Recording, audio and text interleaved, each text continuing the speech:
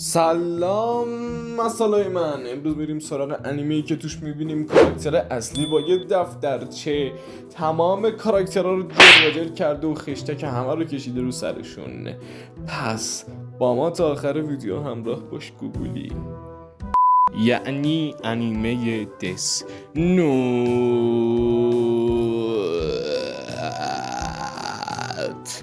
اف چی فعال گفتم.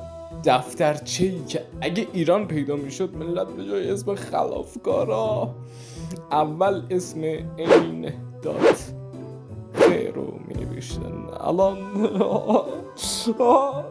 الان جونی میکشن سرمان میبرن ما. و بعدش هم راننده‌ای که توی ترافیک چراغ نزده میپیچه، یا مثلا اون عمویی که وسط عروسی میگه بیا بیا برقص. آها دیشتی دای نانای نانای. خب بله، من اگه دست دستم بود طبیعتا این آدم ها رو اسمشون رو توشون، یعنی توشون چیه؟ توش تو بلد نیستی حرف بزنی، ریدی تو دیالوگ.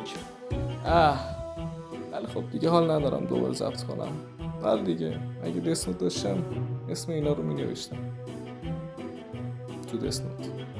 نه راست میگی؟ عجب.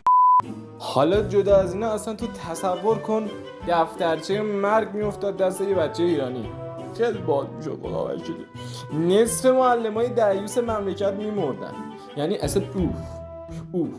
البته خودم عرب خابوری دریوس رو میکشتم با اون فامیلی انترش. لاشی مستمر به من نداد با اون قیافه قزمیتش. ناموشن گم خوردن. ریشاش در اومدن، سیبیلش نه. قیافش شبیه اعضای گروه تروریستی القاعده بود به خدا. نمیدونم جنوب معلم ریاضی ما شده بود. لایت همون بچه زرنگ و رو مخ کلاسه، اونی که همیشه نفر اول میشد و معلم میگفت آفرین 1300 آفرین.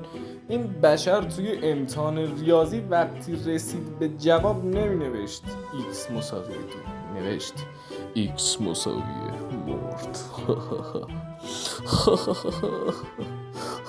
چقدر من بامزم دوستان. میدونم همتون از خنده جای خوردید.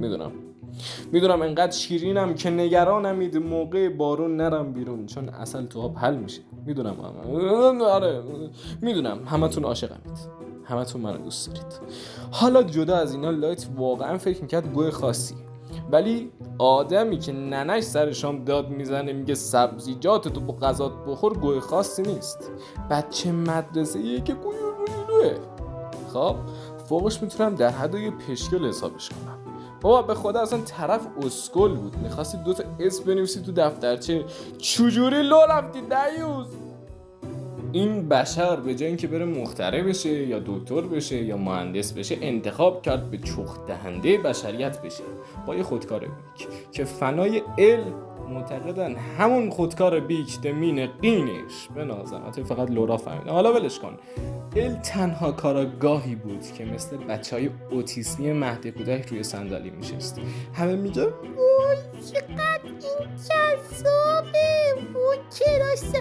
ببین همه اینا اسکلن. خب میدونی چرا؟ ببین من قیافم شبیه این دیوسه، شبیه ولی کسی تو واقعیت جذاب صدام نمیکنه.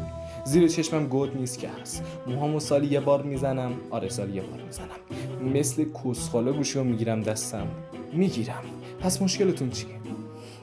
بابا خب من از سینگلی مردم. دیوسا دوتا برداشتید به من نمیرسه. من اگه اونجوری مثل اون قرمساق بشینم مامانم میگه صاف بشین، مهره کمر جابجا مره. البته خب همین الانم کمر ندارم متاسفانه. آره کل سریال فقط شیرینی میخورد. این دیوس اگه 10 قسمت دیگه زنده میموند تو انیمه انسولین تبلیغ میکردن. دعواشم با لایت هم اینجوری بود که لایت میگفت من میدونم تو میدونی من دیوسم، الان میگفت که منم میدونم تو میدونی که من میدونم دیوسی. من میگفتم نانا چی بال. ریوک همون شینیگامیه، همون اسکلتر رو میگم. آره همونی که از بیکاری دفترچه مرگ رو انداخت روی زمین. بعد آره خاک تو سرت کنن. خب داداش یه قول 2 قول بازی کن. لازم نبود نصف بشریت رو به چخ بدی که آخه فقط هم سیب داشت این لاشی، یعنی اینجوری بود که سیب اوف اوف اوف اوف اوف اوف. حالا ولش کن، بریم سراغ کراش بنده میسا. الکی گفتم میخواستم میسا فنا ویدیو رو لایک کنن، وگرنه مگه گوه مغزم رو دختر انیمه کراش بزنم آخه.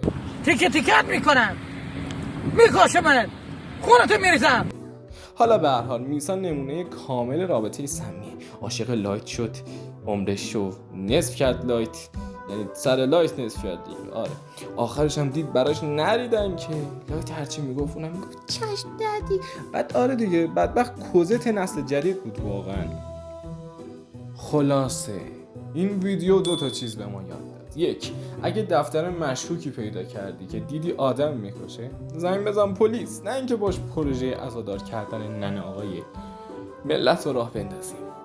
و چیز دومی که از این ویدیو یاد گرفتیم و خیلی هم مهم بود و به نظرم یه درس مهمیه که ما از این انیمه یاد گرفتیم، گولتون زدم. گزینه دوم این بود که من از ال کراش دارم. خدا وکیل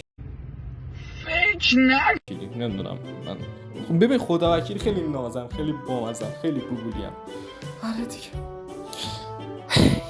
خب برابک سنی فن، حالا شما بگید اگه دیس نوت دستتون بود اسم کیو اول می نوشتید توش؟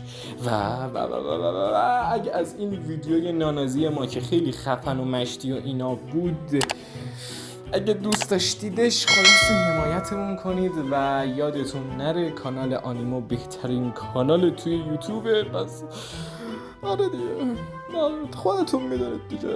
آره دیگه اگه دوست داشتید ما رو میتونید لایک کنید و این حرفا. و آره دیگه خلاصه من چی کاری ندارم.